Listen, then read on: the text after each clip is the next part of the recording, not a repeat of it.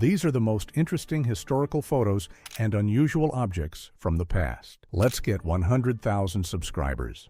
Ostrich racing was a novelty show at some tracks and fairs in the 1930s, turning these giant birds into unexpected racehorses. The birds could sprint at over 60 kilometers per hour, so riders often stayed on for only a few seconds. A family stands outside their cottage while the metal skeleton of a fallen German airship fills the field behind them during the First World War. The pilot had tried to alert them before the giant aircraft came down beside their home. Before the revolution of 1917, Russian peasant families like this one often had 10 or more children, and 8 was seen as a small household. Many hands were needed to work the land, so large families were a sign of strength and security in the village. This photo of a responder in heavy gear near a fire truck is often shared with the claim that Chernobyl turned brown eyes blue. That eye color story is a myth, but many firefighters who rushed in during 1986 later suffered long-term health problems. At some American fairs, young men held wild races by riding pigs down a short dirt track, trying not to slide off the greasy backs. Most riders fell off within seconds, so the prize often went to whoever managed to stay on for just 10 seconds. In 1915, Mexican revolutionary Wenceslao Moguel faced a firing squad, was hit 9 times, and still walked away alive, a story so strange it later appeared on Ripley's Believe It or Not. After this failed execution, he lived about 60 more years, reaching the age of 85. In some English pubs in the 19th and early 20th century, terriers were dropped into a pit with 100 rats, while crowds placed bets on how fast the dog could clear them. The record was about 100 rats in 5 minutes 30 seconds, before the sport was outlawed by animal protection laws. A guide pops out of a restored guerrilla tunnel in Vietnam, copying how fighters once appeared from hidden trapdoors. For visitors who lived through that conflict, the joke can hit old memories so hard that nobody feels like laughing. In the 1920s, Americans joined pole-sitting contests, perching for weeks on tiny seats high on top of 15-meter poles. One record sitter stayed up for 49 days, using only a bucket and a rope for all daily needs, while crowds watched from below. Prospectors and settlers crowd onto a bare flat car for the first train run on the Yukon Railroad during the gold rush. Before this line, the same trip through the mountains took days on foot or by sled instead of a few hours by rail. Farmers in Africa used giant nets to sweep whole clouds of locusts from the sky, turning a crop-eating swarm into a moving harvest. During the worst seasons, they could gather nearly 100 kilograms of insects in an hour, roasting them for badly needed food. Members of the Nichigeki dancing team in Tokyo pose in uniform before performing for a visiting German youth delegation in 1938. The show was part of cultural events used to display the growing alliance between Japan and Germany just before the Second World War. Inventor Russell E. Oakes models his homemade problem solvers in 1955, including a spinning gadget that twirls spaghetti straight into his mouth. Mid-century magazines loved showing off these strange prototypes, half serious engineering and half comedy show. During Prohibition in Chicago, a truck loaded with whiskey overturned and a huge crowd rushed it in seconds. Up to 10,000 people scrambled for bottles, drinking in the street and stuffing their prize into hats and shoes, while police could only watch the chaos. A trained flea named Rudolph pulls a tiny metal cart along a fingertip in 1951. Flea circuses used handmade props and bright lights to show how these insects could move loads many times their own weight. During World War I, some pilots flew with small dogs in the open cockpit, ears flapping in the wind at 150 kilometers per hour. A few of these four-legged mascots went on dozens of missions and even received medals beside their human crews. Soviet water polo star Pyotr Mimshvenyaradze sits by the pool with his grandson around 1950, his powerful swimmer body looking almost like a fur coat. He later captained the Soviet team at 3 Olympic Games, winning medals in 1956 and 1960s. In the year 1875, A locust swarm the size of California swept across the central United States, about 500,000 square kilometers, filled with an estimated 12.5 trillion insects. They ate crops, tool handles, clothes, and curtains. Orthopedic surgeon Louis Sayre demonstrates his tripod device for treating spinal curvature in the 1870s, suspending patients by their arms to stretch the spine. The method was once praised as cutting-edge therapy, but later doctors judged it uncomfortable and of limited real benefit. On a remote island prison in French Guiana, inmates worked waist-deep in a flooded stone quarry for 12 hours a day, while leeches and snakes moved in the water around them. With shark-filled seas and powerful currents on all sides, almost no one who was sent here ever escaped alive. In 1903, these African-American boys in striped prison uniforms work farm fields as part of a juvenile chain gang in the United States. Southern prisons often rented out minors like this to local farmers, turning child imprisonment into a profit-making labor system. In the Great Blizzard of 1888, New York vanished under snowdrifts higher than the streetcars in just 36 hours, and people dug tunnels between buildings to move it all. About 400 residents and travelers lost their lives as trains sat frozen on the tracks for up to 10 days. In 1975, the Denver Nuggets brought a self-styled witch to sit courtside and silently cast spells at their opponents during the game. The bizarre stunt worked on the crowd at least, because all eyes kept drifting from the huddle to her raised hand. In 1930, Gandhi led about 50,000 people on a 400-kilometer march to the sea to collect their own salt in defiance of a British tax. As police lines struck the unarmed marchers, they kept walking without striking back, turning silence and discipline into a new kind of power. Backstage at a cabaret in the 1940s, a dresser fastens a dancer into a tiny wire bustle that makes her costume curve out like a cartoon hourglass. Stage fashion looked light and playful from the audience, but under the ruffles were metal cages, tight laces. In 1880, engineers began an early attempt to dig a tunnel under the English Channel by hand, crawling through soft clay at barely 1 meter per day while seawater kept seeping in. They reached only 2 kilometers before the project was stopped. In 1931, inventors built this dry land swimming machine that held beginners in a sling while gears moved their arms and legs through every stroke. Kids could practice for hours without touching water, looking like they were flying above a metal pool. During World War II, Soviet trainers prepared dogs to run under enemy tanks while carrying heavy charges on their backs to damage the tracks. In real battles, many confused dogs ran toward familiar Soviet vehicles instead, so the risky program was quickly abandoned.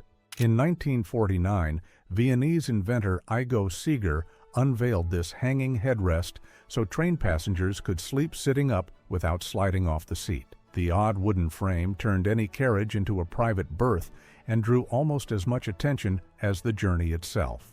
The Great Chicago Fire of 1871 raced along the lakeshore, turning entire blocks into a glowing wall of flame in just 2 days. Legend blames a cow kicking over a lantern, but what is certain is that about 9 square kilometers of the city were destroyed. In a quiet French workshop, a craftsman stands among giant carnival heads and stray hands waiting for their next parade.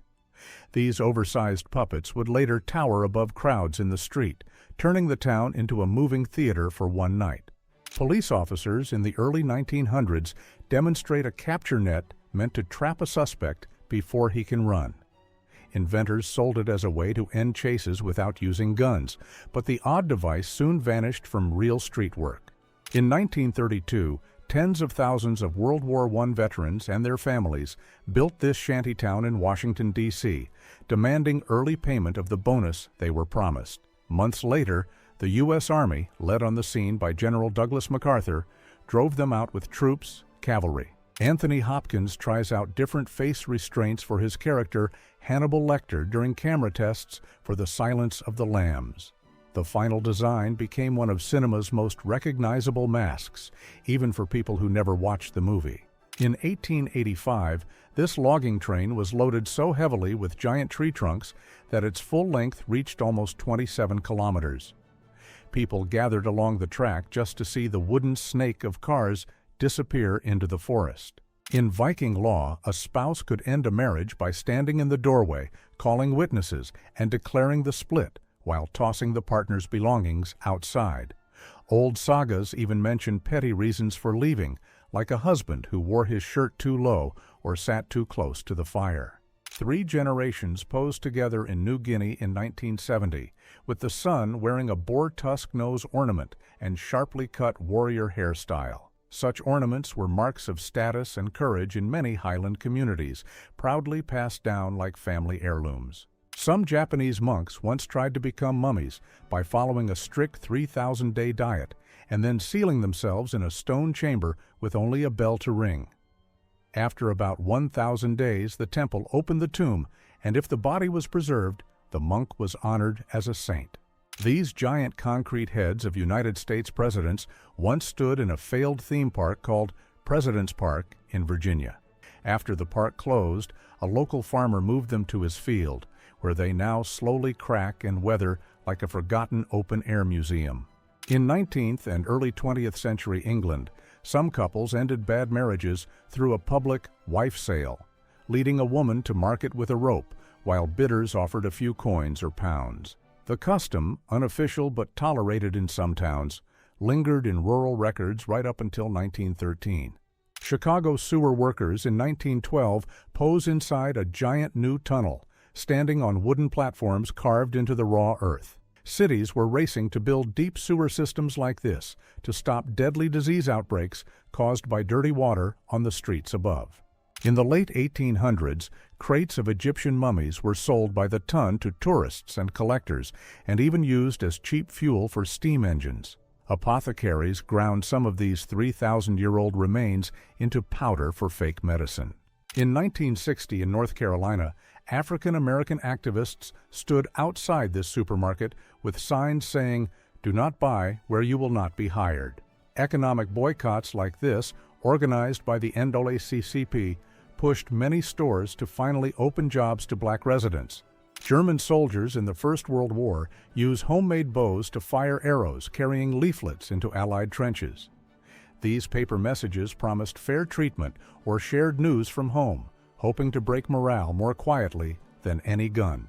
In 1890, London, cigarette end collectors walked the foggy streets, picking up discarded stubs to scrape out the last bits of tobacco and sell it again.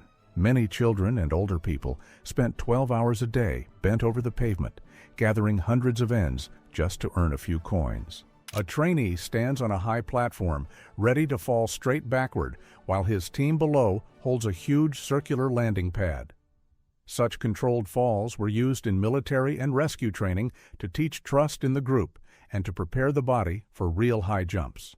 Before refrigerators, New York depended on ice crews who sawed 150-kilogram blocks out of the frozen Hudson and dragged them away on sleds.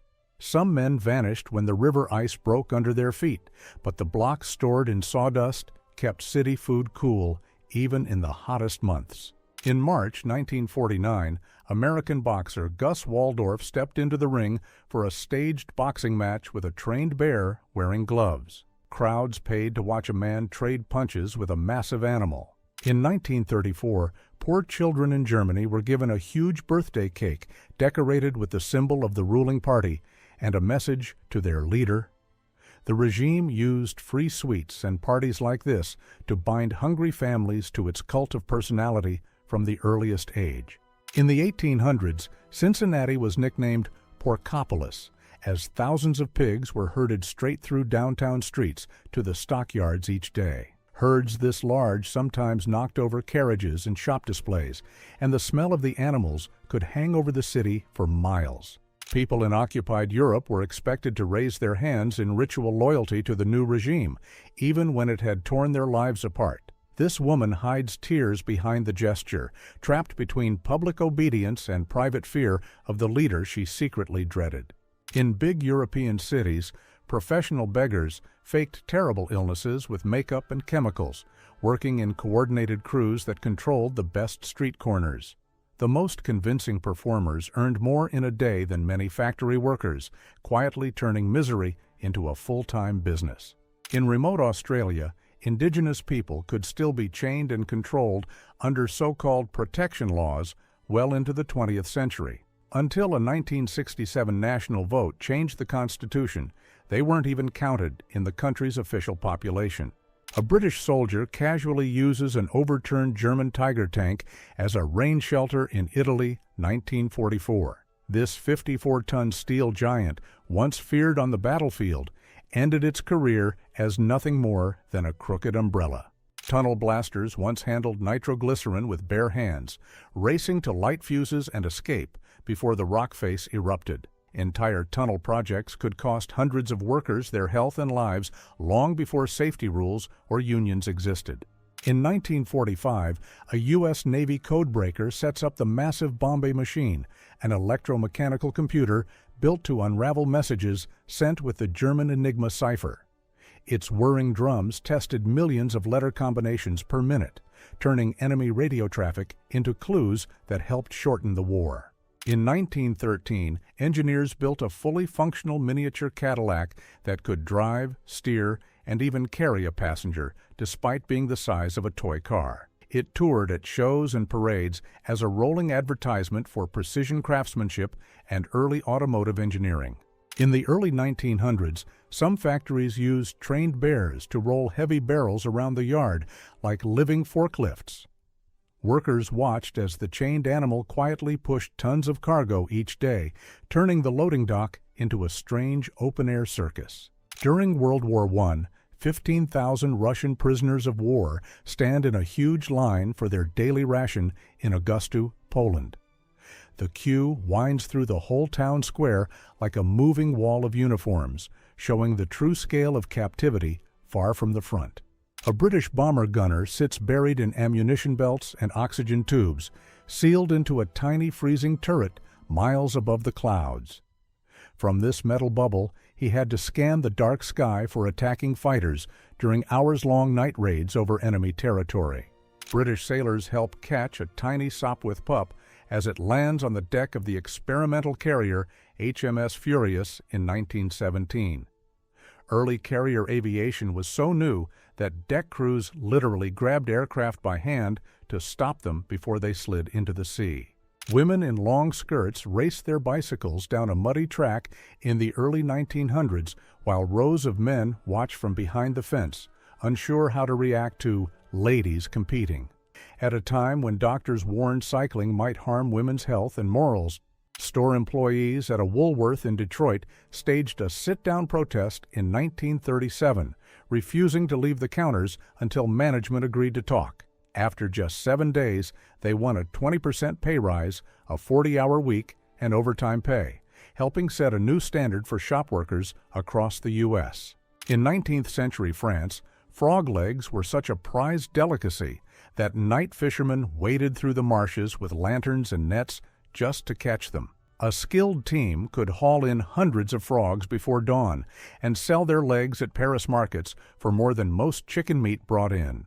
In 1970, New York City police ran decoy operations in the subway, putting undercover officers in wigs and dresses behind token windows that charged just 30 cents a ride. The goal was to quietly lure and catch pickpockets and harassers right at the heart of the underground rush hour. Village boys turned scrap wood, crate lids, and wheelbarrow wheels into homemade racing cars, reaching surprising speeds on dusty country roads. The winner earned bragging rights as the best young mechanic in town, and usually went home with the only cart that still rolled straight. Chinese opera performer and spy Shi Pei-pu lived for 20 years undercover as a woman in a secret romantic relationship with a French diplomat to extract state intelligence. He even obtained a child and convinced the diplomat it was their son, turning an entire family into part of his cover story. In 1932, Winston Churchill scheduled tea at a Munich hotel with a rising German party leader. But the man failed to show up twice. Historians still wonder how differently the 20th century might have unfolded if that quiet meeting had actually happened. Men crowd a market stall lined with rows of false beards, trying them on in little mirrors like hats in a fitting room. Disguise beards like these were popular with actors, carnival performers, and undercover officers who needed instant facial hair on demand. In 1918, the U.S. Navy collier USS Cyclops vanished in the so-called Bermuda Triangle while sailing from Brazil to Baltimore with 306 people and over 10,000 tons of ore on board. No SOS, no wreck, and no human remains were ever found, making it the largest unexplained non-combat loss of life in U.S. naval history. In the 1890s, a Colorado showman known as Prairie Dog O'Byrne saddled a giant elk and rode it through town like a living frontier parade. He even trained this elk and its partner, nicknamed Thunder and Lightning, to pull his wagon instead of horses. In World War I, English-speaking soldiers used the F word so often that it became part of normal Army orders. When an officer suddenly shouted a clean command like, "Get your rifles," troops knew the situation was truly urgent. Italian carnival parades once filled the streets with people wearing giant cardboard heads, turning the city into a walking cartoon. Some designs quietly mocked local leaders, so a goofy face in the crowd could actually be a hidden protest. At Auschwitz, camp doctors sometimes selected prisoners who were too weak to work and quietly ended their lives with a single injection instead of sending them to the larger killing facilities. This line of women and girls was part of 49 chosen in one day. This eerie Victorian portrait later inspired the online legend of Madame Violet, an alleged vampire queen of Edinburgh. The photograph itself is real, but the story about a vampire hive and her being voted the scariest woman in Britain is modern internet fiction. Victorian women who worked in coal mines often crawled through narrow shafts hauling heavy carts, doing the same brutal jobs as men for a fraction of the pay. Their work clothes were just old dresses or makeshift trousers, quickly blackened by dust before the first hour of the shift. Seven-time Wimbledon champion Dorothea Lambert-Chambers chases a shot on the grass in the 1919 final, still playing in a heavy ankle-length dress. That day, she lost to 20-year-old Suzanne Lenglen, marking tennis's dramatic shift from Victorian restraint to modern power play. On the 4th of November 1966, the Arno River burst into Florence, sending a 6-meter wall of muddy water racing through the Renaissance streets. Over 14,000 artworks and rare books were soaked in oil-stained sludge, drawing thousands of volunteer mud angels to save what they could. During the Great Depression, homeless New Yorkers built a shanty town out of scrap wood and tin right in the middle of Central Park. Behind their cardboard and plank huts rose luxury apartment buildings, so the city's richest watched poverty unfolding almost in their backyard. Robin Williams briefly suited up as a Denver Broncos cheerleader in 1979, high-kicking with the Pony Express squad during a halftime stunt. The NFL had never seen a future Oscar-winning comedian sprinting down the field in go-go boots and sequins. Saul C. Korn was a professional cigarette taster in 1945, lighting and sampling dozens of brands a day to judge flavor and smoothness. His job was to puff through rows of test cigarettes so tobacco companies could tweak their blends before selling them. In 1919, getting a tattoo meant squeezing into tiny backroom studios like this, where designs cost just a few cents and hygiene rules barely existed. Early electric machines buzzed nonstop as sailors, workers, and drifters lined up to mark their stories on skin. Teenage girls at a 1963 Beatles concert in Britain, some so overwhelmed by the noise and emotion that they clung to each other or nearly fainted in their seats. Early Beatlemania shows regularly needed extra staff and ambulances on standby because the crowd's excitement was that intense. Australian shooters pose in front of a mountain of shot kangaroos during a government-subsidized cull in the outback, mid-1900s. For decades, authorities paid bounties for each tail, and commercial hunts removed tens of millions of animals in the name of crop protection. Camberley Kate Ward hauls a cart packed with rescued strays through the snowy streets of Camberley, England, in the 1960s. Over her lifetime, this widow saved more than 600 abandoned dogs, feeding them from her small pension and turning her home into an unofficial shelter. During the Great Depression, stores hired real people as living mannequins, paying just $1 to stand frozen in the window for 12 hours. Many endured cramps and dizziness but stayed motionless to keep the job. At Spandau Prison in 1950, Soviet and American soldiers carried out a formal guard change in the courtyard, one of the few places where early Cold War rivals calmly saluted each other. The four victorious powers took turns guarding 7 high-ranking convicted leaders of the former German regime here on a monthly rota. Once a year in Spain, crowds packed this narrow bridge for a pillow battle, so fierce that feathers piled up on the roadway like snow. The tradition was eventually banned after serious injuries in the bridge crush convinced authorities the spectacle had become too risky. Playboy model Christine Winder poses during her 1977 Miss Playboy era, photographed in a quiet rehearsal studio. Her leotard and leg warmers show the late 70s dance style that helped shape the aerobics fashion boom of the 1980s. German giantess Rosa Wedstedt posing with 6 normal-sized people at the Cologne Panopticon, early 1900s. Traveling shows advertised her as the tallest lady in the world, turning her rare growth condition into a public attraction. Japanese physicist Toshiko Yuasa became her country's first woman nuclear scientist, training in Paris with Frédéric Joliot-Curie before running her own experiments in Berlin. After being ordered back to Japan, she later continued her nuclear work in exile in France. In 1936, black sharecropper families on the Dibble Plantation near Park in Arkansas were forced out of their homes after parents joined the Southern Tenant Farmers Union. Their children spent months living beside the road and in tent camps simply because their families dared to fight to keep a home. In 1906, entrepreneur O.W. Gurley bought 40 acres in Tulsa and sold plots only to black families, planting the seed of Black Wall Street. Greenwood quickly became a rare, safe business district for African Americans escaping Jim Crow in the Deep South. London's eel sellers worked with bare arms plunged into barrels of writhing live eels, which constantly slithered onto the cobblestones. In one shift, they could handle hundreds of eels, feeding the city's working-class crowds with cheap jellied eel from stalls that were always slick and chaotic. An Israeli family poses in their sealed living room with government-issued gas masks during the 1991 Gulf War, when Iraq was firing missiles at Israel. Every household was ordered to build a plastic-wrapped safe room and keep masks ready in case of possible gas attacks that. Qing dynasty nobles in China sometimes grew fingernails close to 1 meter long to show that they never worked with their hands. The nails were protected with metal or bamboo guards, and servants helped them with simple tasks like eating and writing. This rare film shows the German leader on the night of his final speech in Berlin on 30th January 1945. Within 3 months, his rule collapsed, and Berlin was taken street by advancing armies.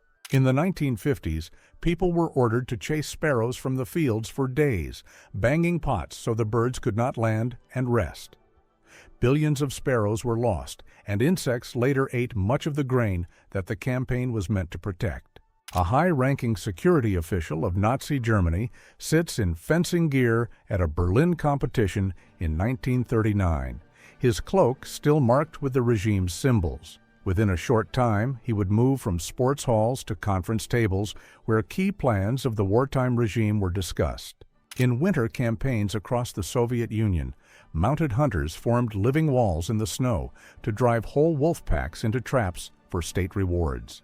Bounties for each tail helped wipe out about 95% of the country's wolves in a few decades. In 1900, milk from Jackson County, Ohio, was hauled by horse-drawn wagons, carrying just a few metal cans at a time. Today, stainless steel tanker trucks from the same countryside move tens of thousands of liters in one trip, turning a local chore into an industrial-scale route.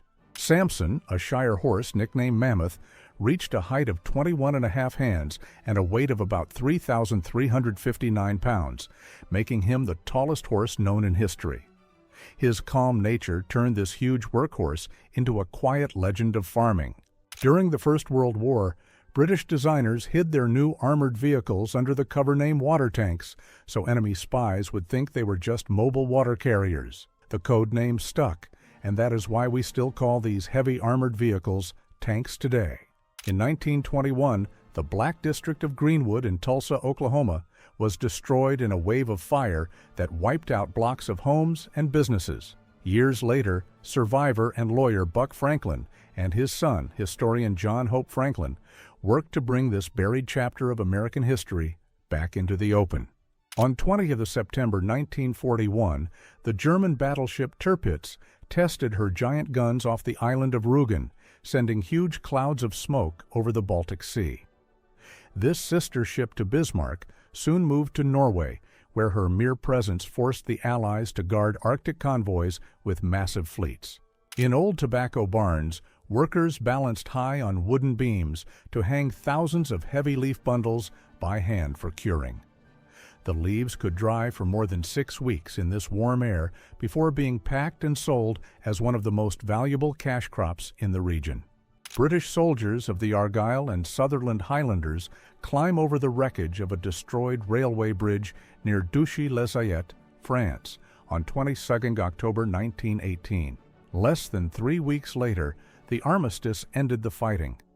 But this shattered line shows how deeply the war had torn up Europe's roads and rails. In November 1918, a Belgian farm girl holds a bucket while a Canadian artillery horse drinks in a brief calm after the fighting. Each artillery horse could pull guns weighing several tons, so armies often depended on local civilians to help keep these animals fed and watered. In August 1944, the first armored vehicles to enter freed Paris belonged to La Neuve, a French unit made up mostly of Spanish fighters who had fled Franco after their own civil war. Many of these volunteers had lived in refugee camps before fighting again. Annie Turnbow Malone built a beauty empire in the early 1900s, selling hair products door to door and becoming one of the first self-made women millionaires in the United States. In 1918, she founded Poro College, a cosmetology school that grew to more than 30 branches. When German troops entered Paris in 1940, French police and gendarmes still stood on corners, giving directions even to the new occupiers. After the war, Free French forces and the restored Republic were counted among the Allied victors despite years of occupation. In 1941, as fathers went to the front, columns of Soviet teenagers stood with small suitcases, waiting to be sent to distant factories instead of school.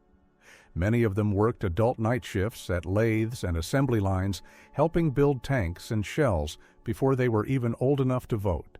In the early 1870s, a family running a small inn on the Kansas frontier became infamous after travelers who stayed there began to vanish without a trace. When neighbors finally searched the property, they uncovered hidden graves while the family was already gone.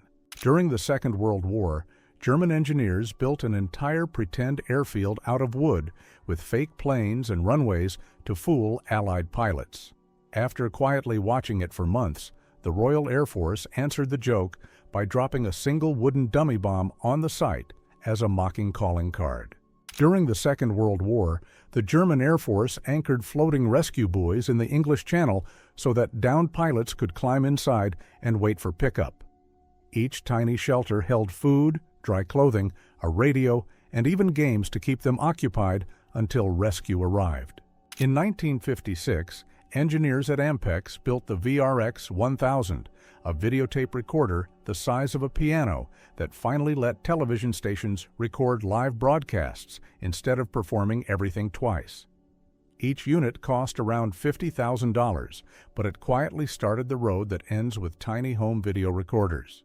In 1929, the Hollywood Bowl in Los Angeles was already a huge open-air amphitheater carved into the hillside, with seats for about 20,000 people. Its shell stage would soon host early film music concerts and help turn movie soundtracks into a major part of Hollywood culture. In 1907, French waiters marched out of restaurants in protest because rules banned them from wearing mustaches. At the time, facial hair was a status symbol reserved for higher-class jobs like officers and officials. So winning the right to a mustache meant a step up in respect for service workers. In the 1930s, some beauty salons used high-dose X-ray machines on women's faces, promising smooth skin and lasting hair removal. Only later did doctors link these treatments to serious health problems from radiation, and the trend vanished from the beauty world. In 1921, the U.S. submarine R-14 ran out of fuel about 100 miles from Hawaii while searching for a lost tug. The crew turned the sub into a slow sailboat by rigging blankets and mattress covers as sails, and in 5 days coaxed it back to port.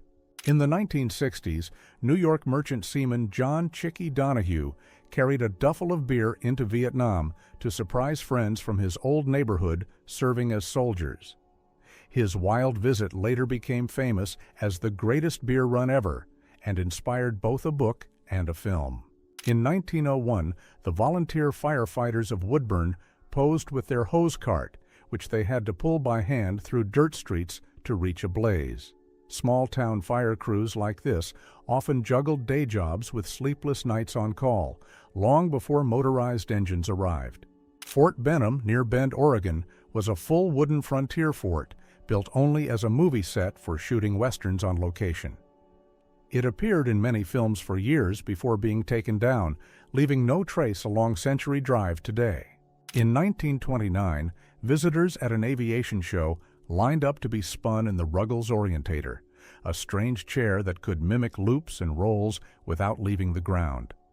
Amelia Earhart herself tried the machine, an early step toward the spinning training rigs later used to prepare pilots for real aerobatic flight.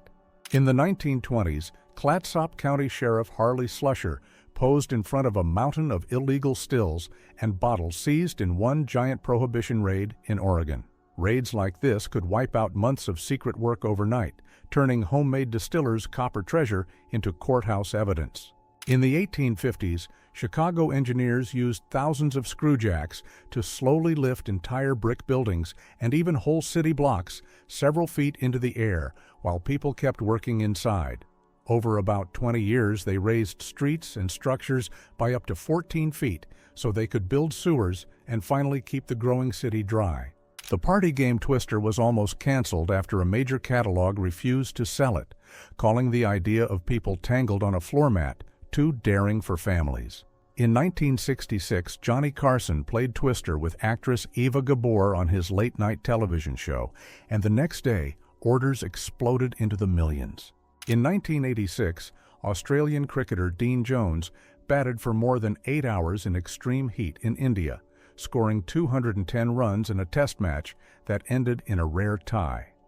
He left the field so dehydrated he needed hospital care, and the innings is still seen as one of the bravest in cricket history.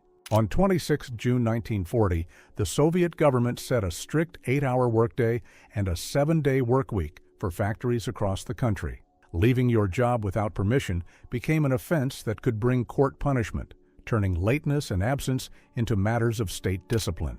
In 1850, German architect Karl Weber sat for a portrait with his wife Emily in Stratford only hours after she passed away, her body carefully posed to look alive. Such post-mortem photographs were a common way for 19th century families to keep one last image of loved ones before burial. In 1865, Abraham Lincoln's hearse passed under this giant temporary arch on 12th Street in Chicago during his long funeral train journey. The city built the towering structure in just days, and more than 100,000 mourners lined the route to watch the carriage roll by in silence. This aerial view shows the old abandoned stretch of Pennsylvania Route 61 near Centralia, closed after an underground coal mine fire made the pavement buckle. A newer highway curves safely around the damaged hillside, while the town above the slow-burning seams has almost completely emptied out. Pioneer aviator Glenn Curtis stands beside one of his early water gliders, testing how a plane could rise from a lake instead of a field. His experiments with these strange craft in the early 1900s helped create the first practical seaplanes used by mail carriers and the Navy. During the Klondike Gold Rush, rough log stores like this sold pans, boots, flour, and blankets to stampeders before they climbed the mountain trails. The law required each prospector to bring about 1 year of supplies, so many store owners became rich, selling gear at prices several times higher than in the rest of North America.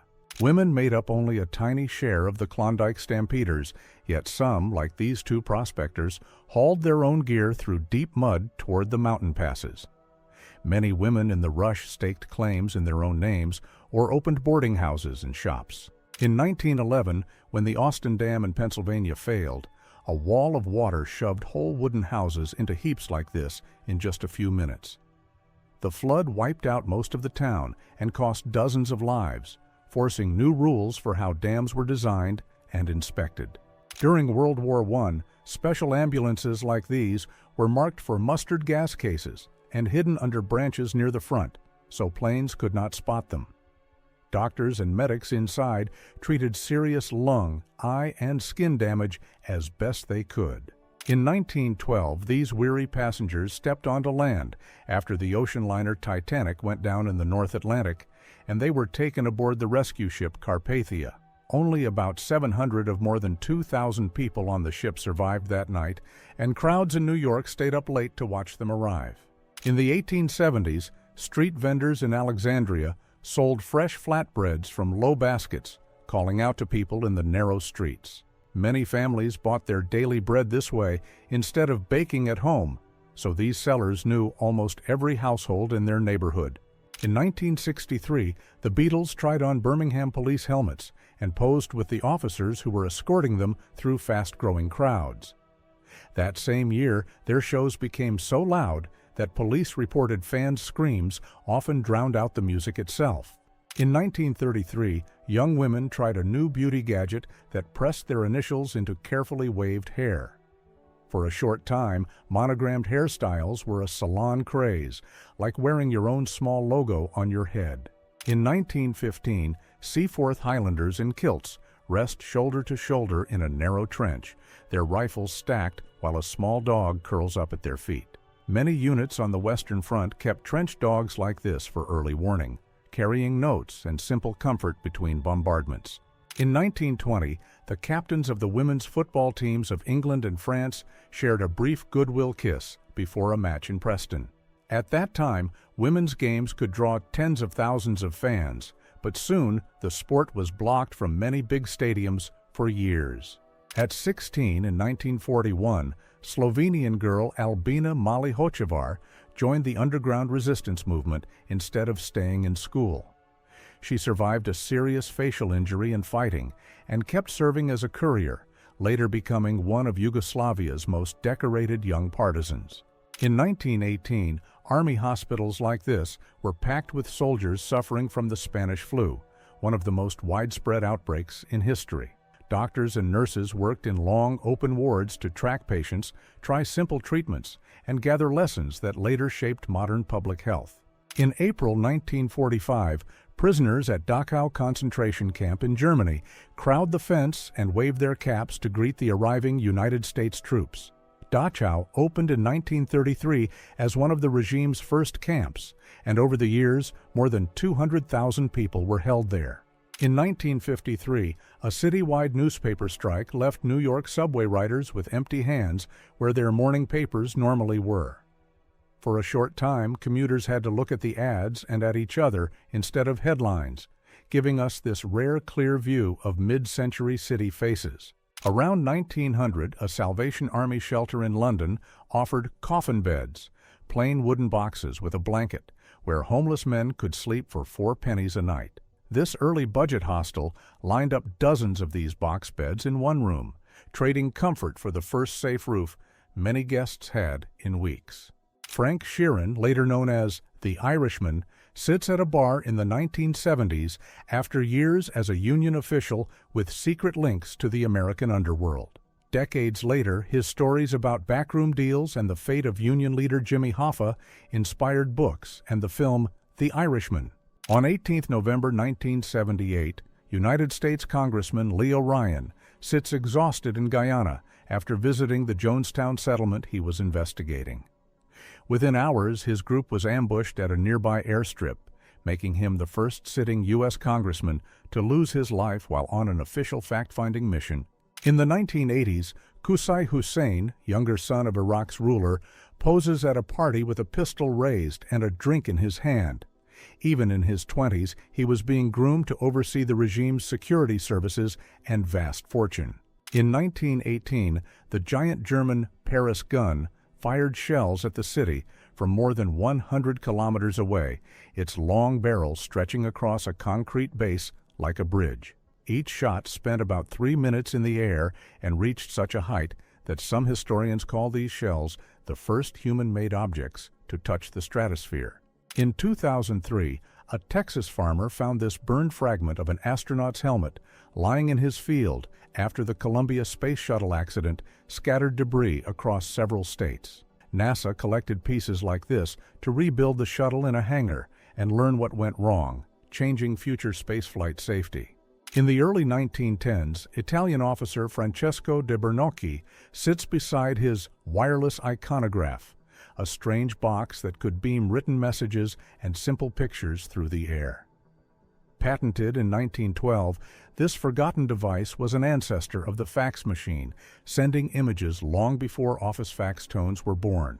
During the siege of Leningrad, civilians push a giant inflatable gas balloon through ruined snowy streets to feed the city's air defenses. Beside them hangs a poster of a grieving mother with a vow to protect children, while far away, the road of life across Lake Ladoga fights to keep the city alive.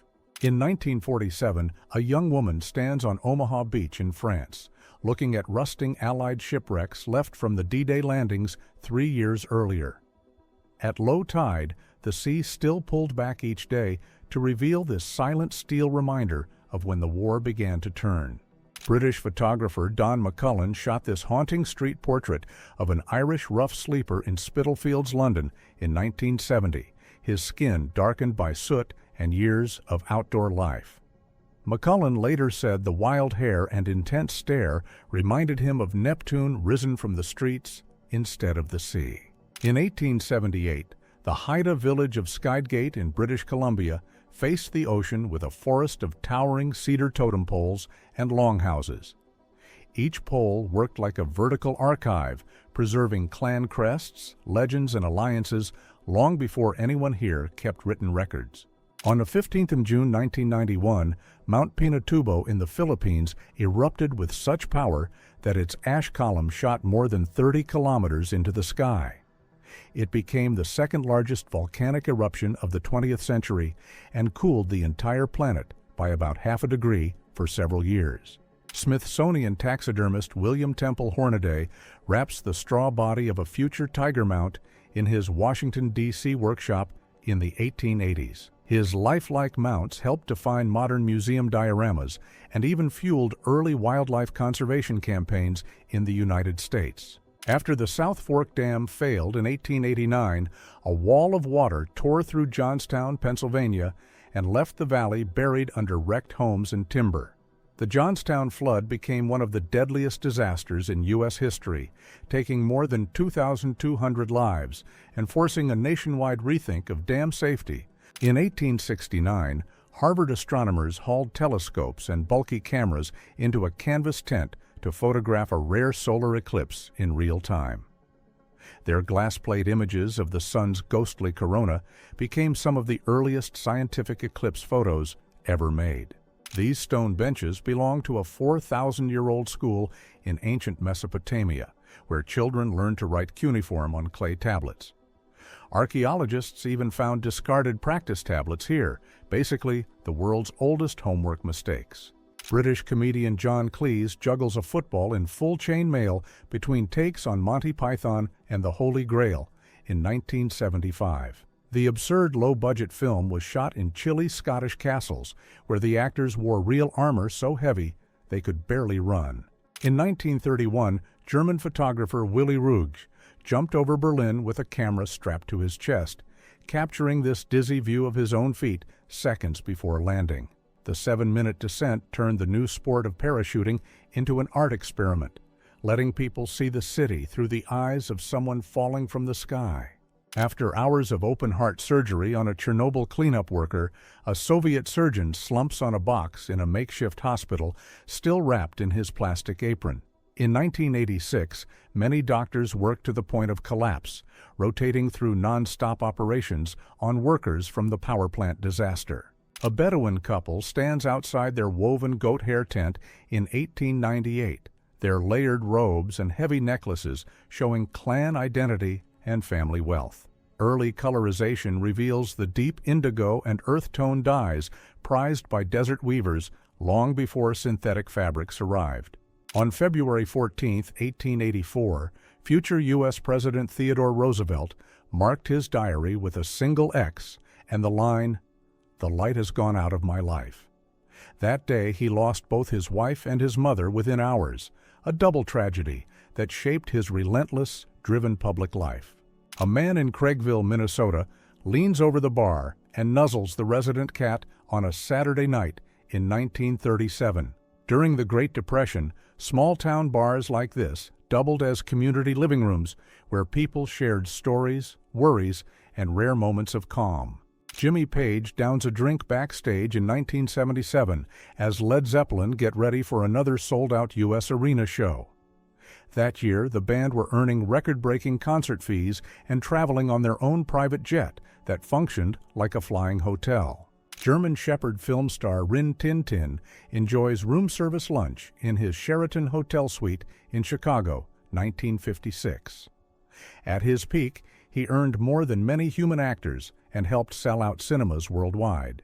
In 1969, Soviet engineers in Kaliningrad rolled out the robot Electron, a festival attraction that could take coins and serve visitors drinks from built-in taps. Crowds lined up just to watch this clanking bartender machine pour soda like a scene from a retro sci-fi movie. In 1937, a young mechanic in Reus, Spain, helps assemble a Soviet-designed Polikarpov I-15 fighter at the SAF-3 factory during the Spanish Civil War. Women like her kept the assembly lines running, turning foreign blueprints into frontline aircraft under constant shortage and pressure. In 1983, Moscow passers-by could taste rich Soviet plombier ice cream for just 20 kopecks at curbside kiosks, even in freezing weather. The dense, buttery dessert was so popular that people happily stood in the cold to eat it straight from paper cups. In January 1964, Cuban leader Fidel Castro visited snow-covered Moscow and climbed into a horse sleigh to give Soviet children a winter ride. The cheerful scene was staged to show warm friendship between Cuba and the USSR at the height of the Cold War.